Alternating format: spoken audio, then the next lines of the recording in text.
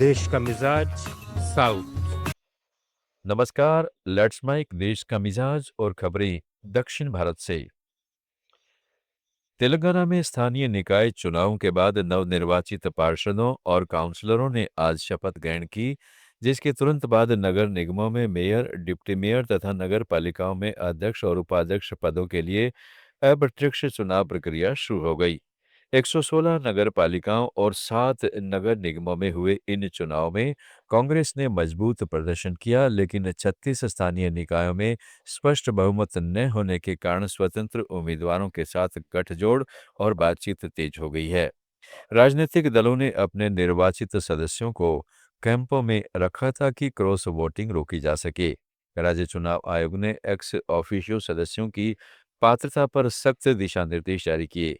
संगारेड्डी नगर पालिका में कांग्रेस की कुना वनिता को सर्वसम्मति से अध्यक्ष चुना गया। तमिलनाडु में एसआईआर के बाद अंतिम मतदाता सूची अब 17 फरवरी के बजाय 13 फरवरी को प्रकाशित की जाएगी, जिसमें जनवरी 1 को योग्यता तिथि माना गया है। राज्य के मुख्य निर्वाचन अधिकारी अर्चना पटनायक ने चेन्नई में जारी बयान में बताया कि सुप्रीम कोर्ट के निर्देशों के अनुपालन में भारत निर्वाचन आयोग ने तार्किक विसंगतियों वाली मतदाता सूची जारी की थी, जिसमें आय असंगति, पारिवारिक संबंध असंगतियां, लिंग या जन्म तिथि की विसंगतियां तथा एक ही मतदाता के कई प्रविष्टियां शामिल हैं। यह सूची ग्राम पंचायत कार्यालयों, सार्वजनिक स्थानों, तालुक और उप विभाग कार्यालयों तथा शहरी वार्ड कार्यालयों में प्रदर्शित की गई थी, जहां प्रभावित व्यक्तियों को 10 दिनों के भीतर आपत्तियां या संबंधित दस्तावेज जमा कराने का अवसर दिया गया। आपत्ति प्रक्रिया पूरी होने के बाद अंतिम संशोधन मतदाता सूची 23 फरवरी को जारी की जाएगी। लेट्स माइक देश का मिजाज साउथ।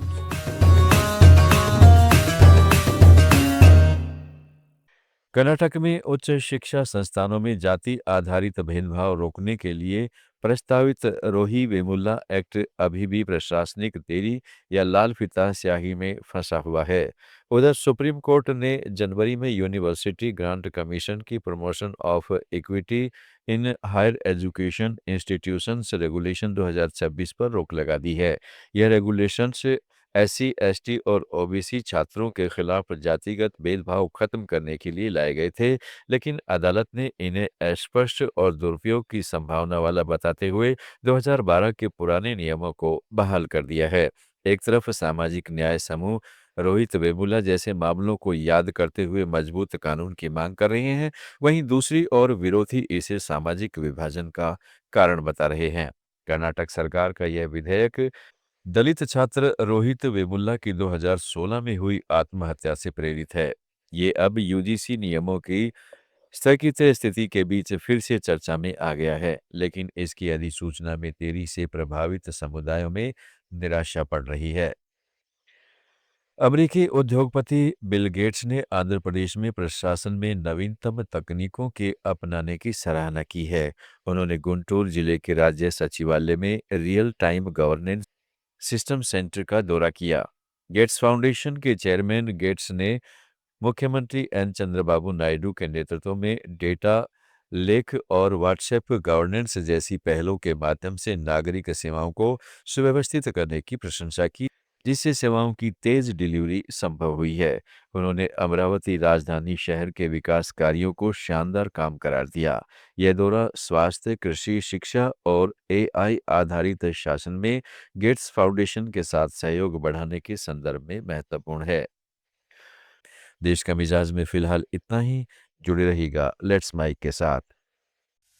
आप सुन रहे थे let's mic more than radio. Follow कीजिए हमें हमारे सोशल मीडिया प्लेटफॉर्म्स पर। It's time for news. It's time for more than radio.